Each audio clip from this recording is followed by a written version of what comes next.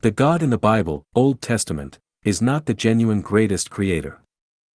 Xiefeng. First of all, we have to admit that the Bible is the accomplishment of the Ephraim which loyally records the Jewish history, explains the relationship between the God, devil and human beings to the furthest degree, and gives the direction the human beings should take. The Bible, the Quran, the Buddhist scripture and the Tao Te Ching are the eternal and effective treasures and collections of human wisdom, teaching us how to behave and develop into the higher level of life space. In the beginning God created the heavens and the earth. The first sentence in the Bible did tell the truth. But the things covered by the cassock may not be the holy things. And the people wearing the sacred cassock may not be the abbot. The problem with the Bible is that the God it introduces is not the genuine greatest creator. We have known that the greatest creator has the 8 features. The greatest creator is unique and exclusive, amorphous, neutral, mysterious, impartial, merciful, supremely powerful and intelligent. The wisdom of the greatest creator is revealed through its creation of universe order, designing of life program and knowing of the past and the future. Then, does the God in the Bible have the above-mentioned 8 features? Let's explain this with examples. The betrayal of Adam and Eve. According to the Genesis, Adam and Eve were instigated to eat the fruit on the wisdom tree forbidden by the God in the Bible. Because they have violated the order of the God, in the Bible, they were repelled out of the Eden. It indicates that the God in the Bible is A. incompetent, B. improvident, and C. unjust. He is incompetent because he was a loser at the beginning. The first couple of human he created betrayed him. So can we still say it is supremely powerful? Can we still believe in a person who often loses? The great flood had killed most of the human beings. What happened to them afterwards? They still wouldn't listen to his words. The Moses 10 Commandments are actually the directives of the God in the Bible. Can you tell me how many of them are obeyed by the human being? Actually not even one. The God in the Bible seemed to know nothing about how to control the human beings. The only measure it takes is to voice warnings and threats against the human beings. Thousands of years has passed, the human beings remain the same. Is there no means to control the human beings? Or is there some other force constraining this Almighty God? If this is the case, is this God not sole or exclusive? For thousands of years, the human beings have been violating his order. What is he waiting for? The God in the Bible is improvident because he didn't know that Adam and Eve were going to betray him or the development trend of what he had created. Is this God, who is not able to predict the future or the past, still reliable? If the earth is going to get out of the solar system and this God knows nothing about it, how can he save the human beings? How can this God administer the deities, Buddha, celestial beings and devils when he found it difficult to control the human beings? How can he manage the spacious universe? The God in the Bible is unjust because it cannot tell wrong from the right and because it is unreasonable. Why would Adam and Eve betray the God in the Bible? There are 3 major reasons. First, the genetic structure of Adam and Eve had faults or was imperfect. The life created by this God was now its own constraint. This angered the God very much. It is just like the house built by an architect who put every efforts was fallen and hit his own feet. Is the house or the architect that should be blamed? The second reason they betrayed is that they were instigated and seduced by the snake. Adam and Eve are humans while behind the snake was the devil Satan. The energy and wisdom of human beings can't match those of the devil. This God didn't punish the devil Satan. Instead, it imposed inflictions on Adam and Eve and drove them out of Eden. Is it fair? If a rapist raped an 8-year-old girl, would it be fair to blame the girl for her sexual organ and weakness instead of bringing justice to the rapist? The third reason of betrayal, which is also the most important one, is the damned wisdom tree that can tell the good and evil. Who has planted it in the Eden and why?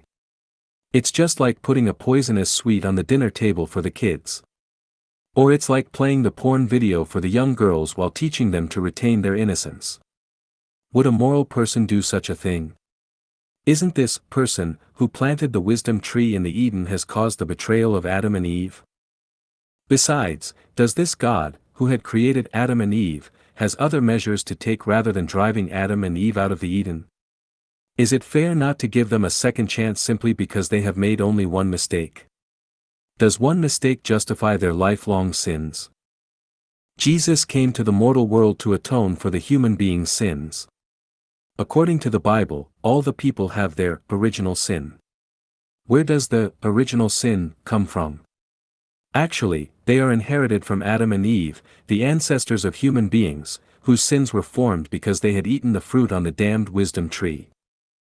When we are born, we have the original sin inherited from Adam and Eve. The cross on our back was much too heavy. According to this logic, the son of a thief is always a thief, the son of a criminal is always a criminal, and the son of an emperor is always an emperor. That's why in ancient China, in the feudal period in particular, if a man committed crime, all his family members would be sentenced to death, or, if a man attained the Tao, even his pets ascended to heaven. This also explains why the thrones can only be passed on to the next generations of royal families. This is because it complies with the logic in the Bible. If somebody has sins, the God in the Bible and the Satan signed first. Is it humanitarian to inflict on billions of humans throughout the history simply because of the wrongdoings of Adam and Eve? Why not executing Adam and Eve and creating a new pair of humans at the time? Is creating a new couple so difficult for the God in the Bible? All the people are born with sins. This is why each of us comes to the mortal world to endure the sufferings. But the sins are not inherited from our ancestors. They are made by our slaves in the previous cycle of life.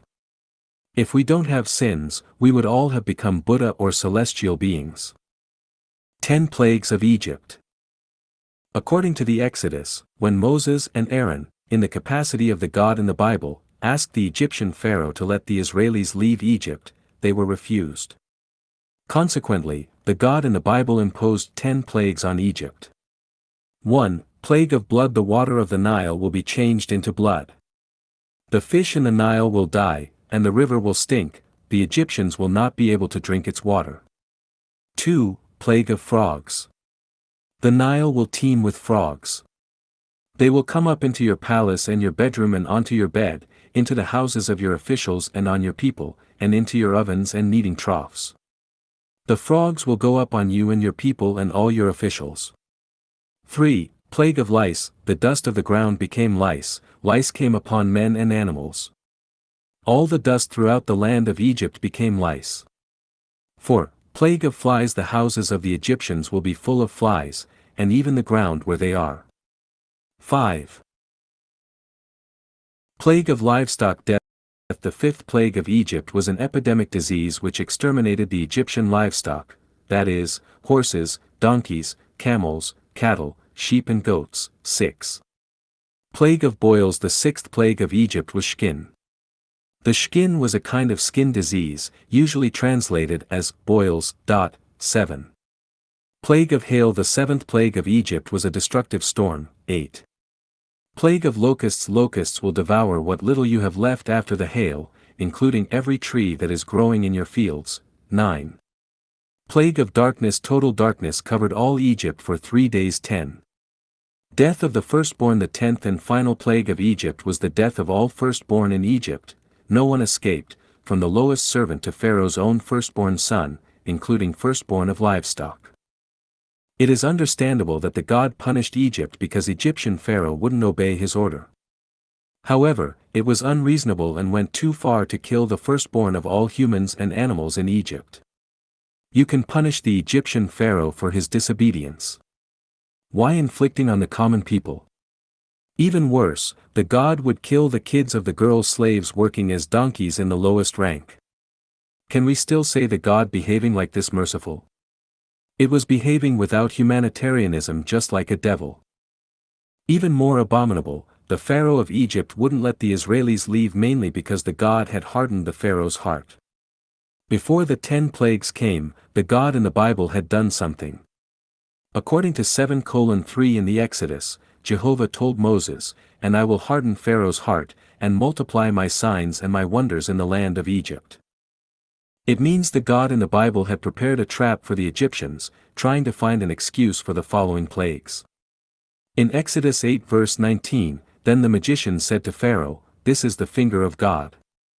But Pharaoh's heart was hardened, and he did not listen to them, as the Lord had said. In Exodus 9 verse 35, and the heart of Pharaoh was hardened, neither would he let the children of Israel go, as the Lord had spoken by Moses. In Exodus 10 verse 20, but the Lord hardened Pharaoh's heart, so that he would not let the children of Israel go. In Exodus 10 verse 27, but the Lord hardened Pharaoh's heart, and he would not let them go. In Exodus 11 verse 10, and Moses and Aaron did all these wonders before Pharaoh, and the Lord hardened Pharaoh's heart, so that he would not let the children of Israel go out of his land. It was the God in the Bible who let the Israelis leave Egypt. But it was the same God who had hardened the Pharaoh's heart and sparked the conflicts so that the Israelis couldn't leave Egypt easily. So what the God in the Bible was doing? It was encouraging the people to revolt while telling the authorities about the revolt and encouraging the government to oppress them mercilessly. Isn't such a person a schemer and two-faced? So is this the image of the greatest creator? The Israelis are the people of the covenant. The Bible has the Old Testament and the New Testament. The part telling what happened before Jesus was born was called the Old Testament, and the part telling things after Jesus was born was the New Testament. The Testament actually means agreement, covenant, and contract. The whole Bible is the agreement, covenant, and contract between the Israelis and the greatest creator. So here is a paradox. There are over 3,000 nations in the world, and why the God has established the testament with the Israelis? Does this mean the other nations are not the subjects of the God? If they are, why has the God only established the testament with the Israelis while neglecting all the other nations? If they are not, what's the origin of all the other nations? Are Adam and Eve only the ancestors of Israelis and not the other nations? The Israelis are created by the God. Does it mean the other nations are created by the devil? There are 1,656 years between the Genesis and the Great Flood. There are 857 years between the Great Flood and the Exodus. There are 396 years between the Exodus and the founding of the Israeli state. There are 510 years between the founding of the Israeli state and their captive to Babylon. There are 152 years between their imprisonment in Babylon and the re-establishment of Jerusalem.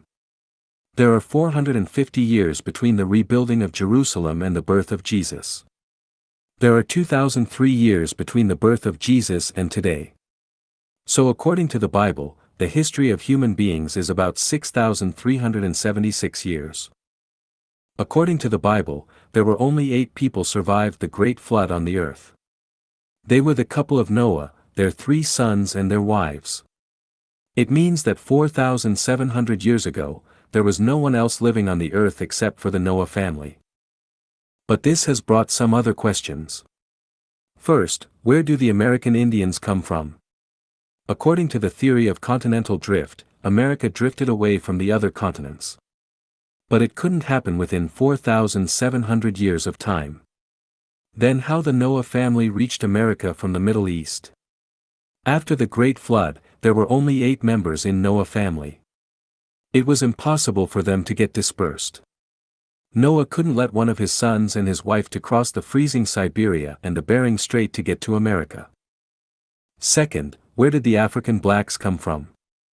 From the perspective of genetics, the blacks, yellows, and whites have their separate ancestors. A couple of pure whites couldn't generate the blacks and yellows. Even the evolvement couldn't produce the blacks and yellows in 3,700 years of time. Besides, according to Darwin's evolutionary theory, the survival of the fittest, could the Israelis able to write the Bible evolve into the African blacks? The blacks are not the matches of Israelis in the intelligence, no matter how we exaggerate their abilities. Now let's come to the Chinese nation. The first Chinese king was born about 4,600 years ago. The story of Dayu's flood control happened about 4,200 years ago. It was impossible for the future generations of Noah to come to mainland China 100 years after the Great Flood. Even if they did it, how could they produce so many people who followed Dayu to control the flood? Where does the Chinese nation come from? Are the flood controlled by Dayu or just the Great Flood? From the perspective of the Bible, the biological evolutionary theory could never be accepted. But once we accepted the theory, it would deny the theory that the God created the human beings. But if we denied the evolutionary theory, there was no way to explain the origin of the blacks and yellows, and we can't say Adam and Eve are the common ancestors of all human beings. The story of Cain. The first child of Adam and Eve, after they were driven out of the Eden, was Cain, followed by Abel. And in process of time it came to pass, that Cain brought of the fruit of the ground an offering unto the Lord. And Abel, he also brought of the firstlings of his flock and of the fat thereof. And the Lord had respect unto Abel and to his offering, but unto Cain and to his offering he had not respect. Out of jealousy, Cain killed his brother Abel. We want to ask the God in the Bible some questions. Why do you favor the offerings of Abel instead of those of Cain? Is Cain killing his brother Abel not your fault? If you had never favored one of them, how could it arouse the jealousy of Cain? Why the people created by you had so many troubles? Adam and Eve wouldn't follow your orders and their kids killed each other. As the God, you don't have the ability to solve these problems? Or is it what you have designed? Cain was a murderer and deserved the punishment. But you told Cain, therefore whosoever slayeth Cain, vengeance shall be taken on him sevenfold. So what kind of the justice standard is it? It is hardly understandable not to levy the punishment on the criminal. But it is even more understandable to have revenge of sevenfold on those who would punish the criminal. Is it protecting the criminal? That's why the few thousand years of human history were full of blood, violence and crime. The God in the Bible has been protecting the criminals. Therefore whosoever slayeth Cain, vengeance shall be taken on him sevenfold. Because Cain is a criminal, we can fully understand it as, therefore whosoever slayeth the criminal, vengeance shall be taken on him sevenfold. We can conclude we had better become criminals because the criminals are protected and the good men are not. The good men have the risk of being revenged sevenfold. The prophet and the dream. In the Bible, there are a large number of prophets and dreams. The prophets are the representatives of the God in the mortal world. They have unimaginable wisdom and power, which sink the average people with average wisdom into the mist. If someone says, I am a prophet, should we believe him or not? If we don't, we are standing against the God. If we do, how can we know the prophet is a fake or not? Now let's talk about the dreams. There are many dreams and dream analysis in the Bible, in particular in the Revelation. Of course, those who can analyze the dreams are all prophets. But they have also brought a lot of puzzles. First, has the prophet had the dream at all? No one could see his dream and he could well compose some dreams and cheat us. If he really had the dream, was his analysis correct, or was he analyzing the dream on the reverse aspect? I want to ask the God in the Bible, in the Old Testament, you used to talk directly with the human beings. Then why you stopped doing so later? Are the Adam and Eve on other planets also disobeying your orders? Why would you warn the human beings in the form of dreams? Why not tell us the truth directly? Don't you have the ability to do so? Don't you have time? Don't you have some secret sorrow? I can give many other examples to state that the God in the Bible does not have the features of being unique and exclusive, amorphous, neutral, mysterious, impartial, supremely powerful, merciful and wise as genuine greatest creator has. So we can affirm that, the God in the Bible is not the genuine greatest creator.